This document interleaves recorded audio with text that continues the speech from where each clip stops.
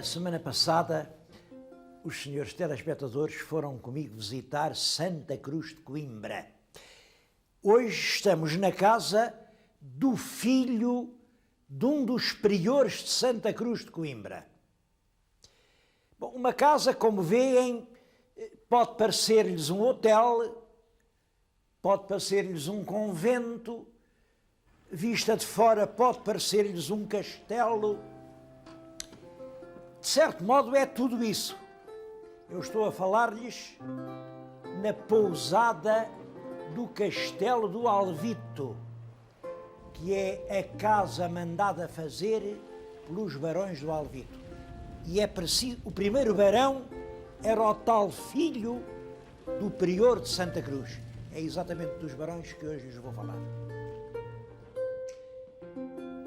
Devo dizer que não são assim muito claras as razões que levaram a construir o Castelo do Alvito. Eu, ao certo, só lhes posso dizer isto.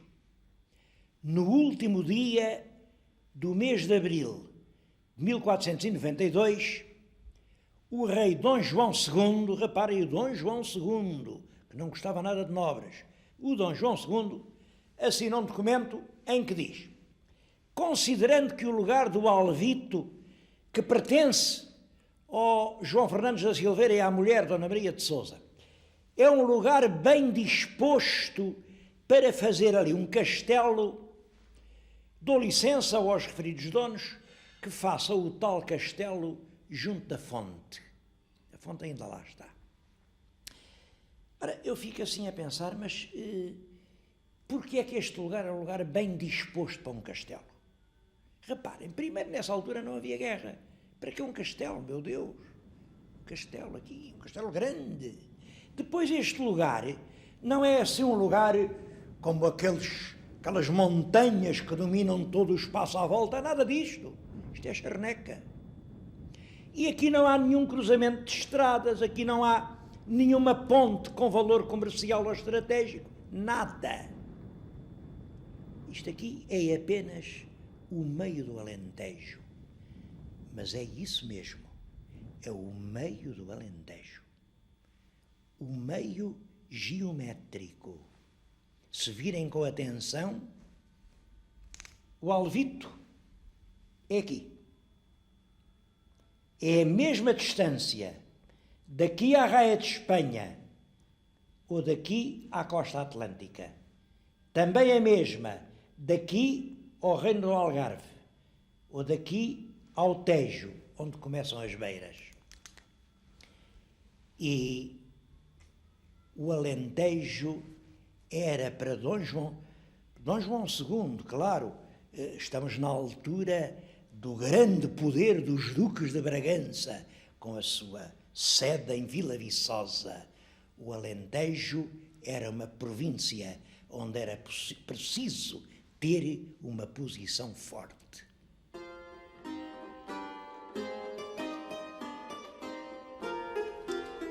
Esse João Fernandes, primeiro barão do Alvito, foi uma figura realmente notável. Era filho de um João Afonso que se tinha doutorado em Bolonha, doutor em leis por Bolonha. Foi por ser o doutor que depois o rei o veio a nomear prior de Santa Cruz, que era um dos mais altos cargos que havia em Portugal. E o João Fernandes também era doutor em leis. Eu não sei qual foi a universidade onde conquistou o título, penso que também em Bolonha, porque Bolonha era, então, a mais prestigiosa universidade da Europa. De qualquer maneira, o João Fernandes exerceu os cargos mais importantes que havia na corte. Foi realmente chanceler-mor, foi presidente da Casa da Suplicação, que era o mais alto tribunal do país. E quando o rei o quis nobilitar, isso foi em 1475, quis-lhe dar um título, porque ele tinha prestado muitos serviços, ele tinha sido numerosas vezes embaixador de Portugal e às vezes em condições extremamente difíceis. Conseguiu sempre atingir os seus resultados. Sempre.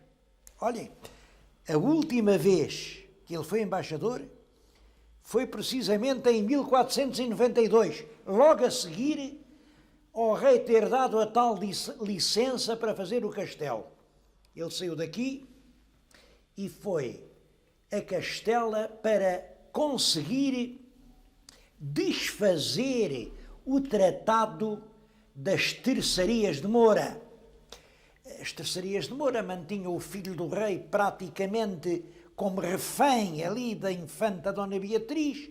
O rei queria as mãos livres, mas tinha que desfazer o tratado, e lá mandou o João Fernandes, e o João Fernandes conseguiu, desfez o tratado. De maneira que, quando o quiseram nobilitar, fizeram-no barão. Isto é esquisito, porque ele foi o primeiro barão que houve em Portugal.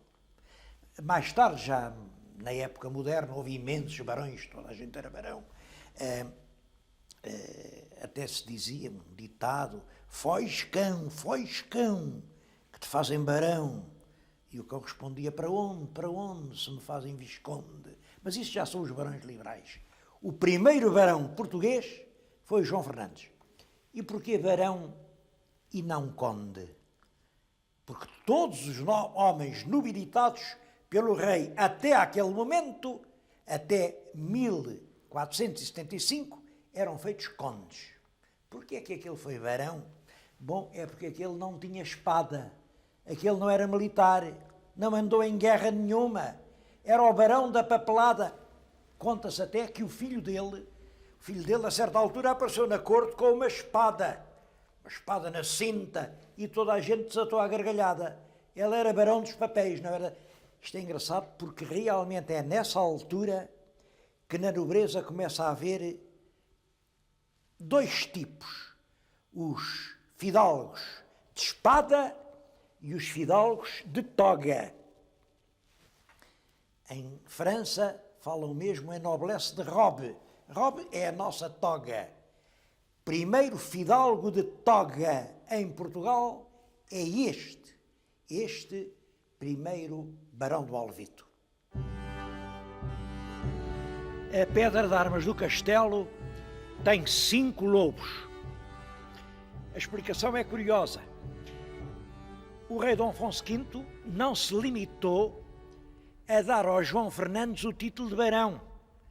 Arranjou-lhe também uma mulher rica, nem mais nem menos que uma Dona Maria de Sousa Lobo, que era neta de um lobo famoso, o Diogo Lopes Lobo, um dos heróis do tempo do Nuno Álvares.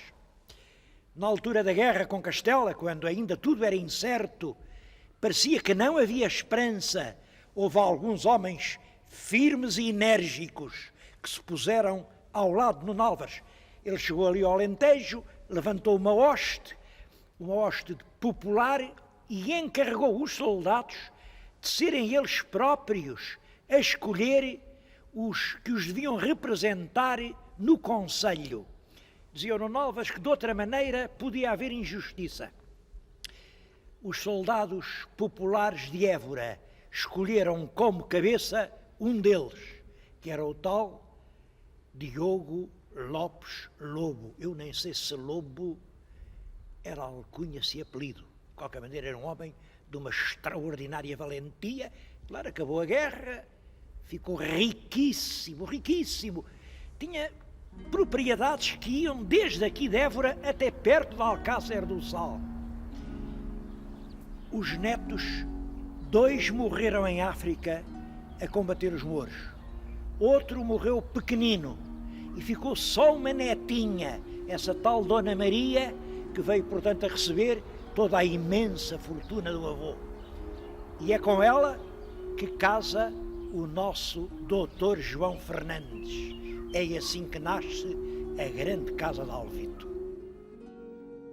Talvez o mais célebre dos barões de Alvito tivesse sido o terceiro, Dom Rui Lobo, ou Dom Rodrigo Lobo, porque o Rui e Rodrigo é a mesma palavra. É dele que fala o Gil Vicente. Era vedor da fazenda, foi um homem com um enorme poder e um grande prestígio.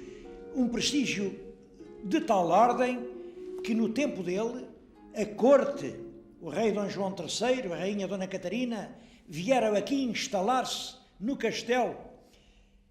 Este sítio em que lhe estou a falar ainda hoje se chama o Quarto da Rainha. Foi aqui que esteve a Rainha Dona Catarina e aqui teve um filho. Um filho que foi o infante Dom Manuel. Esse miúdo morreu pequeno, com 7 anos, mas chegou a ser jurado como herdeiro da coroa portuguesa. E está ligado a muitas histórias, porque os reis tinham casado, depois tinham tido uma filha, depois outra filha, e já desesperavam. O rei até fez promessas, olhem, quem for a Sintra, à capela lá de cima da Senhora da Pena, está lá um lindo retábulo de jaspe. Foi uma oferta do rei Dom João III, se nasceste este menino. E como o menino nasceu, mandou fazer festas em tudo quanto era país e até lá fora. Um embaixador português, que nessa altura estava em Antuérpia, mandou fazer uma grande festa, convidou para lá o imperador Carlos V, passava por lá nessa altura, convidou um legado do Papa e para fazer uma festa como devia ser. Imaginem, representou um alto Gil Vicente. Só que aqui é que está a coisa complicada. Nesse alto do Gil Vicente aparecia um cardeal, com o grande barrete de cardeal. É claro, um cardeal pantomineiro, a fazer umas trapalhadas e não sei o quê e tal, a falar nas bulas, dá cá dinheiro, toma lá a bula, perdoa lá o pecado. E como dizia, isto é o que o embaixador diz que não tinha lá na embaixada nenhum chapéu de cardeal, mandou pedir o chapéu emprestado ao verdadeiro cardeal que acompanhava o imperador na qualidade de legado do Papa. Agora, imaginem o escândalo, não é? Toda aquela gente vê, com o chapéu verdadeiro do legado do Papa, um ator português às cabriolas no palco a fazer troça das indulgências. Isto foi um escândalo, como podem imaginar. Diz que a sala, isto é uma carta, a sala ia abaixo com gargalhadas. Só que, é claro, havia lá aqueles senhores, muita reta pronúncia, não têm nenhum sentido de humor, fizeram queixo ao Papa, o Papa escreveu ao rei e o Gil Vicente teve graves dissabores. Eu penso que foi por isso que ele esteve 2 anos afastado da corte, internado num convento que há fortes razões para acreditar que tenha sido do Fundão, e é ele próprio, Gil Vicente, quem nos conta isso tudo no prólogo de um dos seus autos, que é a Floresta de Enganos. É este Dom Rui Lobo que aparece citado num auto do Gil Vicente, a Romagem dos Agravados, e isto levanta uma questão realmente interessante. A Romagem dos Agravados é um desfile de pessoas que se queixam-se das injustiças que lhes fizeram. Aparecem 2 regateiras que vêm muito revoltadas porque elas tinham uma sobrinha para casar, e apareceu um rapaz muito boas maneiras, muito bem apessoado, com uma linguagem muito doce, a dizer que era empregado no paço. Até mostrava o alvará, ali um alvará a dizer que era realmente funcionário do Paço Real. Casou, mas o rapaz não era nada, era apenas um vadio, pronto, levou a pequena, comeu-lhe o dote. Portanto, quem falsificou o alvará? E aí o Gil Vicente cita uma série de pessoas, não são nomes supostos, são as personalidades mais marcantes da administração portuguesa da época de Gil Vicente. Eu leio os versos, que é o melhor, estão então muito zangadas as 2 regateiras a dizer quem terá falsificado. Damião Dias, ou a alguém lhe houve o negro alvará. Cristóvão Esteves também. André Pires não será, nem o conde do Vimioso. Fernando Álvares seria, ou o conde de Penela, que é muito dadivoso. Já sei quem o haveria. O Dom Rui Lobo em Palmela, ou o Lourenço de Sousa, ou não sei se o Vedor, ou o mesmo Pero Carvalho, ou se foi bispo ou doutor que nos deu tanto trabalho. Está a assistir um frade simbólico, que é o Frei Passo, que simboliza toda a hipocrisia clerical que está a invadir a corte de Dom João III, e o Frei Passo entra e tenta consolar as mulheres e diz: não se importem, se o rapaz é de boa linha e é de boa casta, depressa será fidalgo, e a honra só lhes abasta. Mas aí as mulheres percebem e apontam para o Frei Passo e dizem: este é o negro de seu pai, e rompem numa vociferação de impropérios contra o frade. Este julgo que é o verdadeiro sentido do Auto Gil Vicente. E o que se tem dito, vejam lá que coragem o Gil Vicente aqui a dar como suspeitos de um crime vergonhoso de falsificação de pessoas tão poderosas. Essas pessoas não veem que isto é um puro artifício teatral. O autor da falsificação era, de facto, aquela corrupção que estava a invadir a vida portuguesa. As histórias destes fidalgos, às vezes, são verdadeiros enredos de telenovelas. O terceiro barão do Alvito, o Dom Rui Lobo, a certa altura foi preso numa torre do Castelo de Soure, teve lá 1 ano e meio, e preso por isto, porque um filho dele namorava e até dizia que tinha casado com uma filha do Marquês de Vila Real. Ora, quem destinava aos casamentos era o rei. E o rei já tinha destinado essa menina, Vila Real, para casar com um outro fidalgo, Dom João de Lencastre. Mas esse João de Lencastre também estava metido numa situação muito complicada, porque se queria casar era com a Dona Guiomar Coutinho. Dona Guiomar Coutinho, filha do Marquês de Varialva, e riquíssima, era uma rapariga riquíssima. Tão rica que o rei a queria para casar com um irmão, com o infante Dom Fernando. Queria e casou, e disse: esta senhora casa com o senhor infante Dom Fernando. Aí vem o Dom João e diz: alto lá que eu já casei com ela, ela é minha mulher. É. Então vai para a cadeia e meteu o Dom João 10 anos no Castelo de São Jorge, em Lisboa. 10 anos. Bom, é claro, a rapariga esperou e acabou por dizer: não senhor, afinal foi engano, não casei. E lá casou com o infante Dom Fernando. Eles ainda tiveram um filhito, mas o povo sempre disse que aquilo era a maldição de Deus. Morreu o filho, morreu a mãe, morreu o pai, acabou a família. Pois bem, são histórias aqui do Castelo Alvito, são histórias que, se estas paredes falassem, eram as histórias que estas paredes contavam.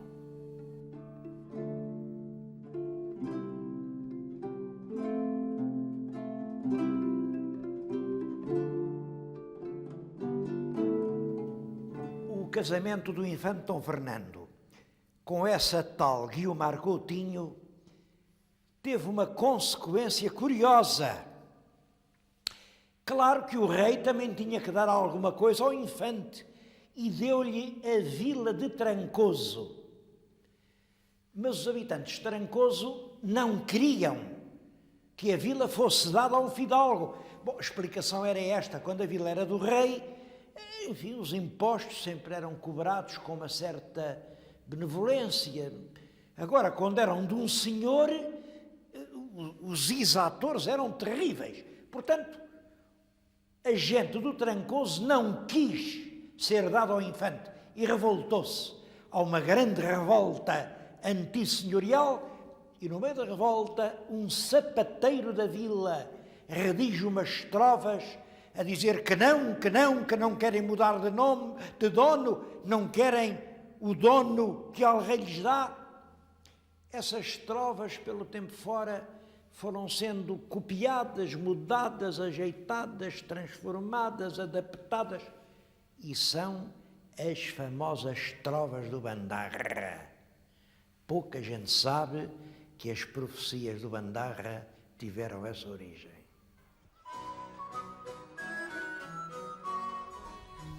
O terceiro barão era um homem bem-humorado. Os registros de anedotas do tempo estão cheios de frases dele. Julgo que estas pedras serão obra dele. Vivia em Lisboa num palácio no Rocio, ao pé da Mancebia. Bom, acontecia que passavam por ali as justiças do rei a levar presos para a cadeia. E os presos gritavam: aqui do barão, aqui do barão. Ora bem, era como quem diz aqui del rei, valham-me aqui os del rei, ou valham-me aqui os do barão. Era uma vergonha chamar pelo barão e o barão não acudir. De maneira que os criados do barão batiam nos homens das justiças e soltavam os presos. Isto não podia ser. O rei chamou o barão e disse: olha, isto não pode ser. Por 3 vezes já aconteceu. O barão desculpava-se: bem, Vossa Alteza bem vê, chamam-me pelos meus homens, estou naquele sítio, eles passam por lá. E o rei não achou graça nenhuma, diz: então muda de sítio. Como é que Vossa Alteza quer que eu mude de sítio? Ali no Rocio, a minha casa é mesmo ao pé da casa das meninas. Onde é que eu vou achar um lugar mais agradável? A verdade é que a família mudou de sítio. Hoje em Lisboa, o Largo do Conde Barão conserva a memória dos Barões de Alvite, claro, do tempo em que já eram condes e barões.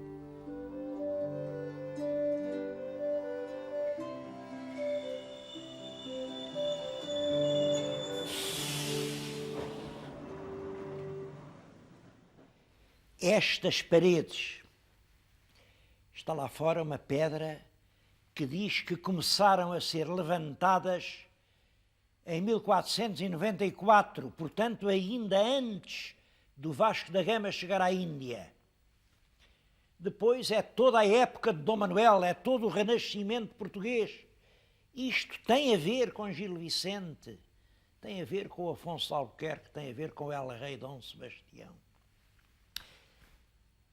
Uma questão que eu queria aproveitar para pôr agora aqui é esta. Há muito quem defenda a adaptação dos monumentos nacionais a pousadas, mas também há muito quem conteste. Eu estive aqui exatamente neste Castelo do Alvito, há cerca de 10 anos. E saí com esta ideia.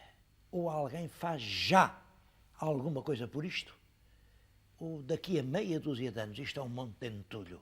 Estava tudo a ameaçar a ruína, era uma coisa miserável e execrável.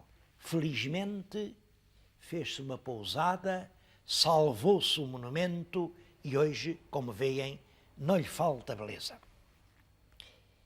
Em todo caso, é preciso ir mais longe.